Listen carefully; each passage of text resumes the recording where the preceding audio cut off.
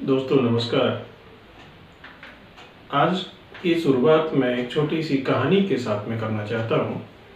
एक शहर में एक बहुत ही अमीर आदमी थे, धर्मात्मा थे, ईमानदार थे, बहुत ही सत्यवादी थे। अब आप सोच रहे होंगे कि ईमानदार भी है और अमीर भी है, वो सत्यवादी भी है और धर्मात्मा भी है। तो ये सभी चीज़ें आज के टाइम के लिए आपका सोचना सही है। ये एक दूसरे के अपोजिट वर्ड है आज के टाइम पे। लेकिन ये कहानी उस समय की है कि जब ऐसा होता था, यानी ईमानदार आदमी भी अमीर होता था। आजकल तो आप लोग जो सोच रहे हैं वो सही है। वो सत्यवादी था और साथ साथ में धर्मात्मा भी था। तो इस तरह के लोग उस समय होते थे कि जिस समय की ये कहानी मैं आप लोगों को सुना रहा हूँ।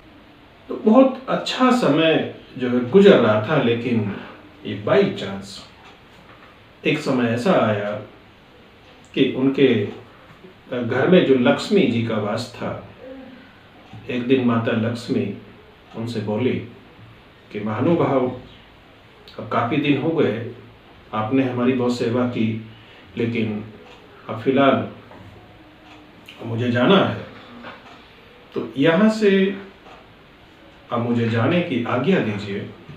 तो उन्होंने कहा कि ठीक है माते, आपकी जैसी इच्छा।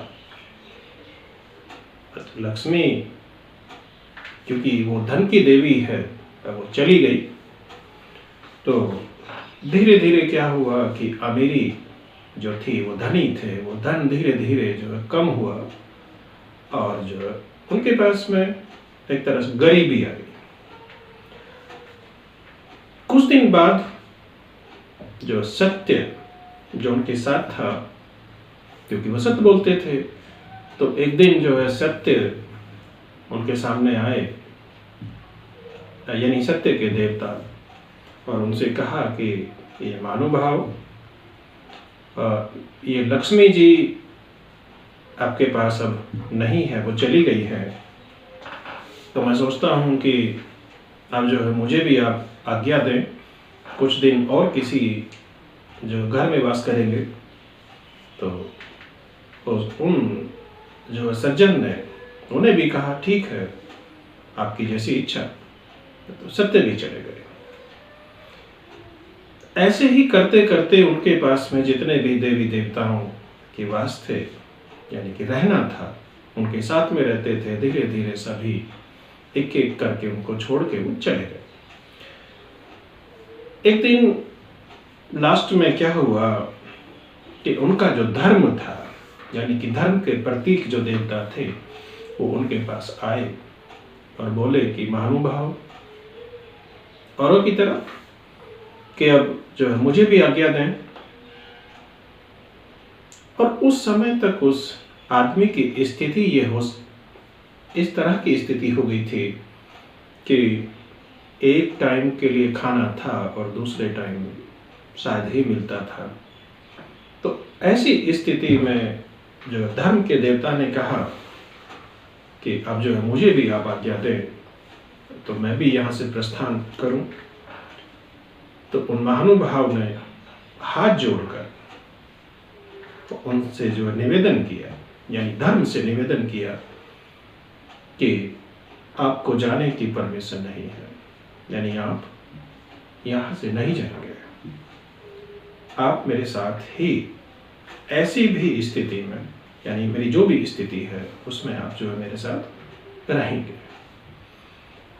उन्होंने कहा कि ऐसा क्यों? आश्चर्य हुआ धर्म के देवता को कि सबसे शुरुआत में जब लक्ष्मी जी गई तो आपने उन्हें जाने दिया, नहीं रोका। उसके बाद में सत्य और उसके बाद में और बहुत सारे देवी देवता जो आपके पास थे, वो सभी एक एक करके यहाँ से चले गए। और ये वो मैं देख रहा था कि तुमने किसी को भी नहीं रोका। उन्होंने कहा ठीक है। उस आदमी ने कहा कि ठीक है, उन सब की इच्छा थी जाने की। तो धर्म के देवता ने कहा कि मेरी भी इच्छा है जाने की, मुझे भी जाने दो। तो उसने कहा कि सब कुछ जाने के बाद मेरे पास जो बचा है वो सबसे जो बड़ी चीज है और इसे मैं नहीं खोना चाहता। और आपने मुझे जो वचन दिया है कि मेरी इच्छा के बिना आप यहाँ से नहीं जाएंगे। तो इस तरह का कुछ था।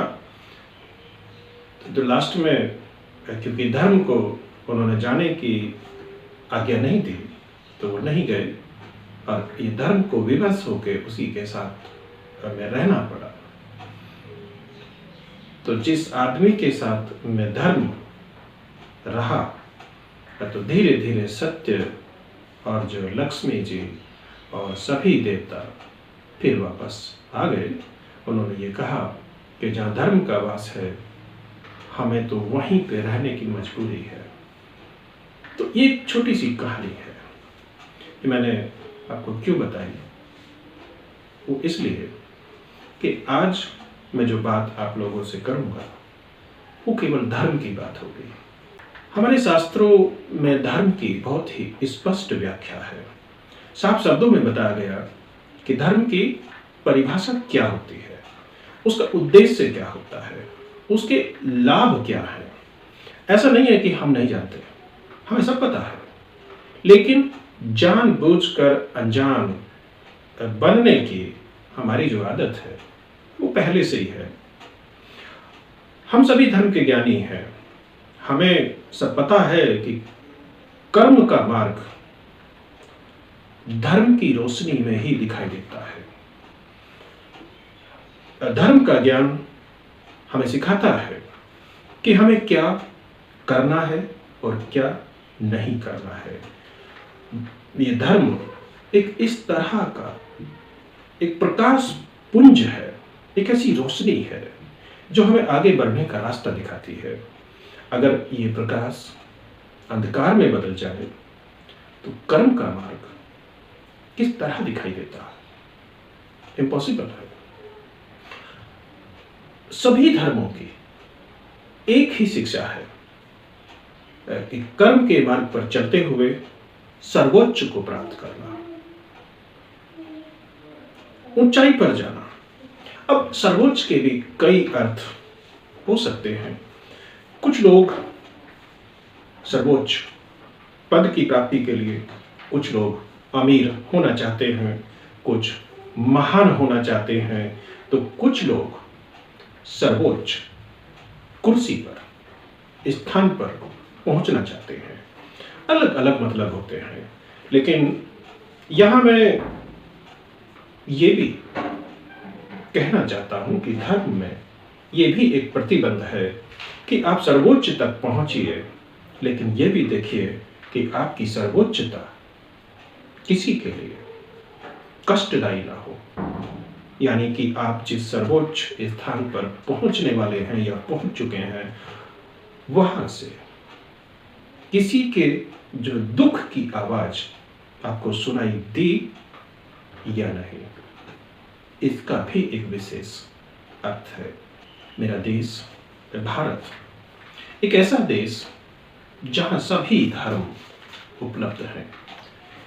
यहाँ सभी को आज़ादी है, सभी को अधिकार है कि अपनी अपनी वो मान्यताओं को मनाए, कोई प्रतिबंध नहीं है। लेकिन इस देश का दुर्भाग्य देखिए कि इस देश का अपना कोई धर्म नहीं है। आप कह सकते हैं कि ये धर्महीन है। ये मैं नहीं कह रहा हूं, हमारे संविधान में लिखा है। हमारे संविधान में ये शब्द जो जोड़ दिया गया कि भारत एक धर्मनिरपेक्ष देश है। इस देश का कोई धर्म नहीं है। आप ये सोचिए, सभी धर्मों का सम्मान होना चाहिए। ये मैं भी कहता हूं, आप भी इस चीज को समझते हैं कि सभी धर्म जो बराबर होते हैं, सभी धर्मों का सम्मान होना चाहिए। लेकिन सभी धर्मों का सम्मान का मतलब ये नहीं कि हमारा कोई भी धर्म ना हो, जब हमारा कोई धर्म अपना नहीं है, हमें धर्म की परिभाषा का पता नहीं है, हमें धर्म निभाना नहीं आता, तो दूसरे के धर्म का सम्मान क्या करेंगे? इस देश का लाखों सालों का इतिहास है, इतना महान इतिहास है। ऐसे महान राजा यहाँ पैदा हुए, यहाँ के ऋषि मुनि, जो कि ये राजाओं के सलाहकार होते थे।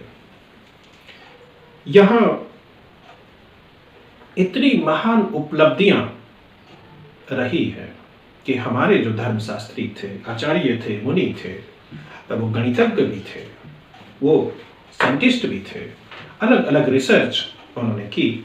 लेकिन आज की विडंबना ये है कि हमारा कोई धर्म नहीं है, यानी इस देश का, ये राजसत्ता का कोई धर्म नहीं है। ये जबकि धर्म, हमारे जो कर्म होते हैं वो किस तरह के होने चाहिए, उनको बताने का एक माध्यम है। ऐसा नहीं था पहले कि ये वो देश की सत्ता का या देश का कोई धर्म ना हो। आप इस देश के इतिहास को उठाकर देखिए। इस देश में सत्यवादी हरिश्चंद्र, यहाँ पे धर्मराज जो युधिष्ठिर, यानी कि गुरु नानक देव, यहाँ धर्मात्मा विदुर, स्वामी दयानंद, ये महात्मा बुद्ध, महावीर स्वामी, इस तरह के लोग यहाँ भारत की धरती पे पैदा हुए। यानी हिंदू धर्म, सिख धर्म, जैन धर्म, ये बौद्ध धर्म, इनके इतने जो ये महान लोग यहाँ पैदा हुए और उस देश का कोई धर्म ना हो। यहाँ इस तरह के महान संत पैदा हुए कि भारत की धरती इतिहास में अमर है। संसार में हमें जो है एक तरह से गुरु माना जाता है। यानी सांसारिक ज्ञान में एक समय ऐसा था कि भारत को विश्व गुरु कहा जाता था। क्या आप ये कल्पना कर सकते हैं कि इतना सब कुछ ये धर्म के बिना संभव है? नहीं है। यानी कि धर्म को सही तरह से परिभाषित किया ही नहीं गया। इतना सब कुछ था इस देश में, तो फिर अब क्या हुआ? ये भारत देश का अपना कोई धर्म नहीं है। ये मैंने पहले भी कहा कि सभी जो धर्मों का सम्मान होना चाहिए, लेकिन ये होगा कैसे? जब तक हमें अपने खुद के धर्म का पता ना हो, हमें खुद के धर्म का सम्मान ना पता हो, तो दूसरे का धर्म, उसका ज्ञान और उसका सम्मान हम किस तरह से करेंगे? ये बड़ी अजीब बात है। सम्मान होता है, होना चाहिए सभी का, लेकिन क्या दूसरे का सम्मान इस हद तक हो कि हम अपने आत्मसम्मान को समाप्त कर दें? ये समझने की बात है। यहाँ एक चीज और भी समझते हैं कि धर्म एक राजा के लिए, एक देश के लिए क्यों जरूरी होता है। एक राजा के लिए धर्म और एक सलाहकार, एक दिशा सूचक का काम करता है। यानी कि जिस देश का कोई धर्म ना हो, उस देश की जो दिशा क्या होगी। यानी कि धर्म नहीं है तो कर्म का किस तरह से पता लगेगा कि ये कर्म सही है या ये कर्म जो है सही नहीं है। कहीं जाने की जरूरत नहीं है, सबूत हमारे इतिहास में भरे पड़े हैं। थोड़ा समझने की जरूरत है। जब देश में अपना कोई धर्म नहीं था, मैं थोड़ा सा पीछे जाना चाहता हूं। जब देश में अपना कोई धर्म नहीं था, ऐसी स्थिति पहले भी आ चुकी है जो अब है। फिलहाल हम जो है सेकुलरिज्म की बात हम करते हैं, ये पहले भी था। तो उसका इम्पैक्ट क्या हुआ, असर क्या हुआ है, उसके सबूत हमारे इतिहास में भरे पड़े हैं। जब देश का कोई धर्म नहीं था तो मुगलों ने हमें जो गुलाम बना लिया था, क्योंकि हमारे पास कोई भी स्पष्ट जो है दिशा निर्देश नहीं थे कि क्या कर्म करना चाहिए, क्या हमारा जो वास्तविक धर्म है। हमें देश की जो यानी छोटे छोटे राज्यों में बटे हुए थे, हमें इस देश को एक समझना है, सुरक्षा करनी है या नहीं करनी है, यानी कि धर्म नहीं था, समझ नहीं थी धर्म की। तो 700 सालों तक हम मुगलों के गुलाम रहे। और उनकी विशेषता देखिए कि उन्होंने 700 सालों तक उनका अपना जो धर्म था उसके अनुसार शासन किया, और हम जो धर्महीन थे 700 सालों की हमारी जो गुलामी का एक लंबा इतिहास, उसी का प्रतिफल था। उसके बाद हम 200 सालों तक अंग्रेजों के गुलाम रहे। वो भी उन्होंने भी जो है 200 सालों तक उनका अपना जो धर्म था उसके अनुसार शासन किया। तो क्या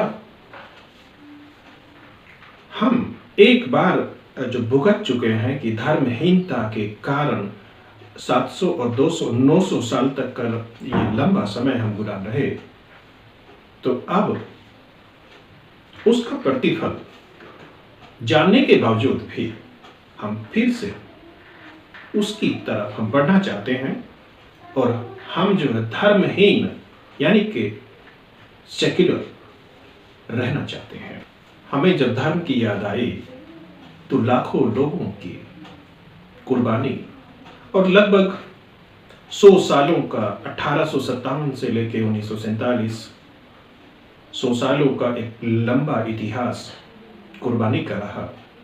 तो 1947 में आज़ादी मिली। सबक उस समय भी हम लोगों ने नहीं सीखा। आज़ादी तो मिली, लेकिन हमारे देश के जो है एक तरह से दो टुकड़े हो गए। सामने वाला जो टुकड़ा था वो धर्म के आधार पर बटा था, यानी कि उसका एक धर्म था उस समय भी और आज भी है। हमें उस समय भी समझ नहीं आई, लेकिन हाँ, यहाँ थोड़ा सा तारीफ मैं जो करूँगा नेहरू जी की, कि उन्होंने ये नहीं कहा कि इस देश का कोई धर्म नहीं है। उन्होंने संविधान के साथ कोई छेड़छाड़ नहीं की। हो सकता है उनको आवश्यकता ये महसूस ना हुई हो, या उनको जो है ये लगा हो कि कुछ बड़ा ये नेगेटिव इम्पैक्ट हो सकता है। ये इतिहास में लिखा हुआ है कि बाबा साहब भीमराव अंबेडकर जो थे वो इस पक्ष में थे कि संविधान में ये लिखा जाए कि भारत एक हिंदू राष्ट्र है, लेकिन कुछ कारणों से ये संभव नहीं हो पाया। तो उसके बाद असली खेल शुरू हुआ 1975 में। 1975 में जब इमरजेंसी आपातकाल लगाया गया, तो 1976 में यानी कि 1976 में एक और साजिश हुई, संविधान के साथ छेड़छाड़ हुई, और ये देश को उसी समय पे, यानी कि उस समय तक थोड़ा सा कंफ्यूजन था कि भारत हिंदू राष्ट्र है या नहीं है, यहाँ धर्म है या नहीं है। अब ये देखिए, मैं यहाँ ये बात को स्पष्ट कर देना चाहता हूँ कि मैं हर धर्म का सम्मान करता हूँ। एक्चुअल में ये धर्म नहीं है, ये संप्रदाय है, अलग अलग ये मत है, उनको मानने वालों का बहुत सम्मान मैं करता हूँ। लेकिन हिंदू ये मत संप्रदाय नहीं है, ये एक धर्म है, संस्कृति है, और ये प्राचीन है, ये आज की नहीं है। आप सोचिए कि 2022 साल हुए हैं ईसाई धर्म को आए हुए। आप इस बात से तो सहमत होंगे। ईसा के जन्म से ईसवी सन शुरू हुआ है, 2022 साल हो गए। ईसा के 570 साल बाद ये मुस्लिम धर्म आया है। ये सब इतिहास में दर्ज है, मैं अपने आप से मैं नहीं कह रहा हूं। ईसा के 570 साल बाद ये जो धर्म आया, लेकिन ये भारत की जो संस्कृति है, ईसा से पहले हमारा जो ये संस्कृति है, हमारे जो शास्त्र हैं वो ये बताते हैं कि हमारे ये जो पृथ्वी है, इस पे ये पहले जो सतयुग था, उसके बाद में त्रेता युग आया, उसके बाद में द्वापर युग आया, और अब जो है ये कलयुग चल रहा है। तो हमारे यहाँ ये मान लिया कि ये सब जो है युगों की गणना भी हम छोड़ दें एक तरफ, तो थोड़ा थोड़ा जो मुझे याद है, हरिश्चंद्र जी हुए हैं, वो सतयुग में थे। उसके बाद में त्रेता में श्री रामचंद्र जी हुए हैं। द्वापर में हस्तिनापुर यानी कि कृष्ण जी महाराज ये मथुरा में पैदा हुए हैं, और हस्तिनापुर का इतिहास है, कुरुक्षेत्र का, महाभारत का इतिहास है, वो द्वापर में हुआ है, यानी ईसा से पहले। उसके बाद यानी कि द्वापर के हजारों साल बाद कलयुग यानी इसकी शुरुआत हुई, और ये ईसा ईसवी सन की शुरुआत जब हुई तो 2022 साल हुए हैं उसको। तो हिंदू संस्कृति ये धर्म नहीं है, एक बहुत ही बड़ी चीज है, और ऐसा माना जाता है कि इस पूरी की पूरी जो धरती पे सब पहले हिंदू ही थे, यानी कि एक तरह की सेम कल्चर था। तो मैं उस तरफ ज्यादा नहीं जाना चाहता। हाँ, लेकिन मैं 1976 पे वापस आता हूँ। 1976 में आपातकाल के दौरान ये भारत को जो है धर्महीन बना दिया गया, और स्पष्ट रूप से एक कानूनी ये प्रावधान यानी संविधान की प्रस्तावना में ये जोड़ दिया गया कि भारत एक धर्मनिरपेक्ष देश रहेगा। आपातकाल के बाद की सरकारों ने आपातकाल में लिए गए अधिकांश उनके जो निर्णय थे वो बदल दिए थे, लेकिन ये एक निर्णय अभी तक नहीं बदला गया। इसका भी कुछ कारण है, बहुत ही जो गूढ़ कारण है। उसका कारण ये है, मैं आप लोगों को बताता हूं। ऐसा नहीं है कि हमारे यहाँ ये राजाओं के कोई धर्म नहीं है, लेकिन एक जो नया धर्म अभी जो प्रचलन में आया है, जिसका नाम है राजनीतिक धर्म। यानी कि ये पहले भी था, लेकिन अब इसका प्रचार और प्रसार 76 के बाद से कुछ ज्यादा हो गया है। मैं आप लोगों को समझाता हूं। ये धर्म एक सामान्य धर्म नहीं है, इसकी शिक्षाएं सभी के लिए उपलब्ध नहीं है, बहुत ही गूढ़ धर्म है। आप लोगों को कुछ याद आ रहा होगा कि एक समय अकबर ने एक धर्म चलाया था, दीन ए इलाही। वो एक इस तरह का धर्म था कि उसकी जो गूढ़ बातें हैं वो समझ में ही नहीं आई किसी को, तो इसलिए वो धर्म जो है एक तरह से समाप्त हो गया। सेम ऐसा ही है ये धर्म भी, इसकी जो बातें हैं वो गूढ़ हैं, लेकिन ये समाप्त नहीं होगा। ये बढ़ता ही जा रहा है और ये बढ़ता ही रहेगा। ये धर्म की शिक्षा यानी कि राजनीतिक धर्म की शिक्षा केवल कुछ परिवारों तक सीमित है। कुछ खास लोग हैं, ये राजनीतिक धर्म की शिक्षा वो ले सकते हैं। कुछ इस तरह के भारत में परिवार हैं कि ये राजनीतिक धर्म ज्ञान उन्हीं तक सीमित है, ये आम लोगों के लिए, आपके लिए या मेरे लिए उपलब्ध नहीं है। जो भी ज्ञान प्राप्त करना चाहे वो इन परिवारों के प्रति अपनी जो है निष्ठा साबित करे, और फिर जैसे जैसे इन परिवारों के प्रति जो राज परिवार है उनके प्रति आपकी निष्ठा बढ़ती चली जाएगी, समर्पण भाव आपका बढ़ता चला जाएगा, तो आपका ज्ञान भी बढ़ता चला जाएगा और आपकी ये निष्ठा और समर्पण के भाव के साथ साथ आपका जो प्रसाद है उसकी मात्रा पर ये निर्भर होता है कि आप सत्ता की किस ऊंचाई तक जा सकते हैं। इस धर्म की एक खास सबसे ये बड़ी विशेषता कि सर्वधर्म समभाव, जैसे कि हम मानते हैं कि सभी एक समान है, सबको एक समभाव से देखना चाहिए। ये जो राजनीतिक धर्म है ये इतना आपसी जो प्रेम भाव इतना बढ़ा देता है कि राजनीति में कोई भी, ऐसा कहा जाता है कि राजनीति में कोई भी हमारा परमानेंट दोस्त नहीं होता और कोई भी परमानेंट जो है दुश्मन नहीं होता। इतना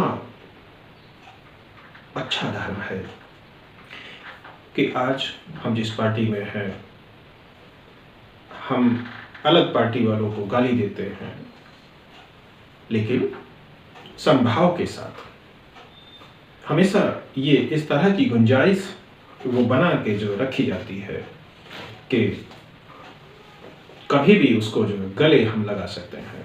नहीं, इस तरह की विशेषता इस धर्म में है। ऐसा क्यों है? ऐसा इसलिए है कि इनका जो आखिरी उद्देश्य यानी सर्वोच्चता, आखिरी लक्ष्य सत्ता की कुर्सी होती है। आपसी जो वैमनस्य है वो कोई भी मायने नहीं रखता। ये पार्टियों की विचारधाराएं, सोच कोई इंपॉर्टेंस नहीं रखती है। यानी कि इतना अच्छा धर्म है कि कोई विचारों का टकराव नहीं, केवल एक असीम एक लक्ष्य यानी कि परम सुख की प्राप्ति, मोक्ष, सत्ता की कुर्सी, यही लक्ष्य है। जैसे कि अर्जुन का एक लक्ष्य था यानी मछली की आंख या फिर वो जो चिड़िया की आंख, उसके बीच में कोई भी व्यवधान नहीं, कोई भी भेदभाव नहीं, कोई शक नहीं। यही इस धर्म की शिक्षा है कि आखिरी जो लक्ष्य है वो कुर्सी होना चाहिए। आपसी भेदभाव या टकराव कोई भी मायने नहीं रखते हैं और ना ही विचारधारा का कोई इम्पोर्टेंस है। जब बहुमत नहीं मिलता तो किसी भी पार्टी का सपोर्ट जो लिया जा सकता है। ये धर्म की अच्छी विशेषता है। यानी कि सरकार तो बनानी है, तो ये पार्टी चाहे उसकी कोई भी विचारधारा हो, कोई फर्क नहीं पड़ता। ये राजनीतिक धर्म की शिक्षा, इसका आपसी जो प्रेम भाव का सबूत आपके सामने है कि 5 सालों तक सत्ता के जिस शिखर पर रहे, यानी कि जिस पार्टी के साथ रहे, सत्ता का सुख लिया, आगे जब ये महसूस हुआ कि अब सत्ता सुख से वंचित हो सकते हैं, यानी कि अब टिकट नहीं हो सकता, यानी कि कट सकता है, तो वही एक आखिरी उद्देश्य, परम लक्ष्य की प्राप्ति के लिए वो पार्टी छोड़ के अब दूसरी पार्टी में चलते हैं। ये भले ही विचारधारा कुछ हो, ये भले ही हमने कल उस पार्टी को गाली दी थी, उसको हमने जो बेईमान बताया था, चोर बताया था, आज वही पार्टी जो है वो पवित्र हो जाती है। क्यों? क्योंकि ये छोटे छोटे उद्देश्य थे। एक जो परम उद्देश्य है लक्ष्य की प्राप्ति, कुर्सी, वो बड़ा लक्ष्य है। यानी कि राजनीतिक धर्म यही सिखाता है, परम सुख की प्राप्ति के लिए हमें जो है दुश्मन को भी गले लगा लेना चाहिए। हमें धर्म के मार्ग पर इस तरह से आगे बढ़ना चाहिए कि सत्ता में रहें, सत्ता सुख हमेशा हमारे साथ रहे। यही तो धर्म का मार्ग है। राजनीतिक धर्म यही सिखाता है कि कोई भी अपना जो है दुश्मन नहीं और कोई भी अपना दोस्त नहीं। ये समभाव, इसकी जो विशेषता है बहुत ही अच्छी विशेषता है। लेकिन कभी कभी धर्म संकट की स्थिति आ जाती है, क्या करें। जब राजनीतिक ज्ञान हमने प्राप्त कर ही लिया है तो पार्टी बदलनी पड़ती है। अब बेचारा वोटर हम और आप, हम भी इस समय पे धर्म संकट में हैं कि वोट दें तो किसे दें, क्योंकि हमारे जो धर्म ज्ञानी थे, जो नेताजी थे, उन्होंने हमें उस समय पे पहले ये समझाया था कि फला पार्टी तो चोर है, बेईमान है, उस पार्टी से बात भी नहीं करनी है। लेकिन अब सत्ता यानी कि उनका जो राज धर्म है वो उनको खींच के उसी पार्टी में ले गया। अब चूंकि हम तो अज्ञानी है, हमें इतना ज्ञान नहीं है, उन्होंने जो सिखाया था हमें तो यही लगता है कि वो पार्टी चोर है, लेकिन हमारे नेताजी है आज उसी पार्टी में है। तो हमारे लिए धर्म संकट ये है कि नेताजी तो हमारे ठीक है, बढ़िया है, लेकिन वो पार्टी चोर है। लेकिन सच ये है कि हमारे नेताजी के उस पार्टी में जाने से वो पार्टी अब चोर नहीं रही है, वो पवित्र हो गई। इसलिए आपके नेताजी आएंगे और कहेंगे कि कोई भी इस तरह का धर्म संकट नहीं है, अब ये पार्टी उस पार्टी से यानी कि पहली पार्टी से अच्छी हो गई है। ये सिखाता है राजनीतिक धर्म कि समय के अनुसार सब कुछ जो है बदल जाता है, यानी कि कुछ भी स्थायी नहीं होता है। अब मान लिया कि कई बार जो है वोटर है वो डाउटफुल, संकोच में रहता है कि हमारे ये नेताजी जो कह रहे हैं वो सच भी है या नहीं है। तो फिर ये राजनीतिक धर्म में बहुत ही विशेषताएं हैं, वो सिखाता है कि वोटर को ये कंफ्यूजन से किस तरह से बाहर लेके आया जाए। तो उसके लिए फिर आता है स्कूटी फ्री, स्मार्टफोन फ्री, यानी कि अब शुरू होता है वायदों का दौर। इससे क्या है कि वोटर को अपने उस ये धर्म संकट से बाहर आने में थोड़ी सहायता मिलती है। ये इस तरह के जो प्रवचन है वो से जब सामने आते हैं तो वोटर को लगता है कि पार्टी तो बहुत अच्छी है। यानी कि ये 300 यूनिट जो बिजली फ्री, और ये हो भी रहा है। दिल्ली में आप देख रहे हैं कि बिजली और पानी ने ही 2-3 बार से मुख्यमंत्री जो दिल्ली के हैं वो कुर्सी पे जमे हुए हैं, बिजली फ्री और पानी फ्री। तो ये जो एक प्रयोग है वो सफल हो रहा है। इससे ये वोटर का जो कंफ्यूजन है वो दूर होता है। तो ये इस तरह के फिर ये चीजें इस्तेमाल की जाती है। तो ये फ्री सेवा, ये जनता की जो फ्री सेवा, ये राजनीतिक, ये धर्म की ये विशेषता है कि इस तरह के प्रावधान ये राजनीतिक धर्म में है कि अगर कोई भी आपकी बात से सहमत नहीं है, वो जो है नहीं मान रहा है, तो इस तरह के ऑफर भी यहाँ उपलब्ध हैं जो कि दिए जाते हैं, दिल्ली में दिए जा रहे हैं। और ये ऑफर सरकारें जो है बनवाते हैं और सरकारों को ये गायब भी करवाते हैं। बड़ा गूढ़ धर्म है ये, आज तक जो है मेरी समझ में नहीं आया, तो आपको भी मैं समझा नहीं पा रहा हूँ कि राजनीतिक धर्म की कितनी जो है बड़ी बड़ी इस तरह की विशेषताएं हैं। बहुत ही मुश्किल है समझना। मैं चाहता हूँ कि चुनाव आयोग से एक इस तरह का प्रावधान हो जाए कि ये जो पार्टियां हैं ये फ्री देने की, यानी कि बिजली फ्री है, पानी free, scooty free, smartphone free, ये फ्री, वो फ्री, ये फ्री की जो स्कीम है, ये जो घोषणाएं हो रही हैं, ये मेरी एक प्रार्थना है। ऐसा होगा भी या नहीं ये मुझे नहीं पता, लेकिन होना चाहिए। अगर आप लोग भी इससे सहमत हों तो मेरा हौसला बढ़ाएं।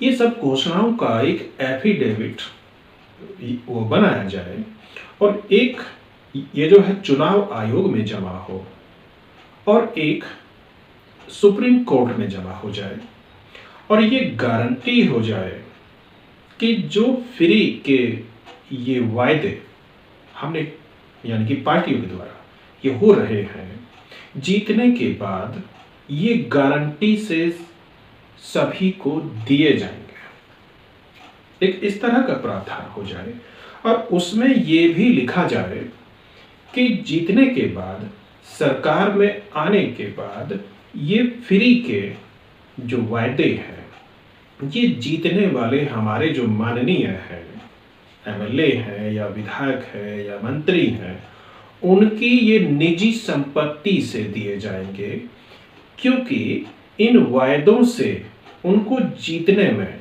सहायता मिली है। जीतने के बाद आम जनता के पैसे से यानी कि टैक्स के पैसे से, सरकार के पैसे से ये सुविधाएं नहीं दी जाएगी। इस तरह का एक एफिडेविट सुप्रीम कोर्ट में ये जमा हो जाए तो ये राजनीतिक धर्म, ये धर्म संकट में आ जाएगा और ये जो फ्री की घोषणाएं हैं शायद ये होना बंद हो जाएगी। लेकिन ये राजनीतिक धर्म के खिलाफ है, ऐसा होना संभव नहीं है, क्योंकि राजनीतिक धर्म ये कहता है, एक जो जगजीत सिंह की गजल है कि दौलत भी ले लो शोहरत भी ले लो, तो उसी आधार पे मैंने कुछ लाइनें बनाई ऐसी, स्कूटी भी ले लो, मोबाइल भी ले लो, मगर मुझको लौटा दो सत्ता की चाबी। हम खानदानी नेता हैं, बालक न समझो, थोड़े से नादान हैं और क्या है खराबी। तो ये राजनीतिक, ये धर्म की शिक्षा, यानी कि बिजली फ्री, खाना फ्री, सोना फ्री, शराब फ्री, साथ में नमकीन फ्री और जेल का एक कोना फ्री, क्योंकि जब फ्री की शराब का नशा जब खोपड़ी पे चढ़ता है तो उत्पात तो मचेगा। यानी कि बिजली फ्री, खाना फ्री, सोना फ्री, शराब फ्री, साथ में नमकीन फ्री और जेल का एक कोना फ्री। एक बार कुर्सी मिल जाने दो, फिर 5 साल तक हंसना बंद, रोना फ्री। जय हिंद, जय भारत।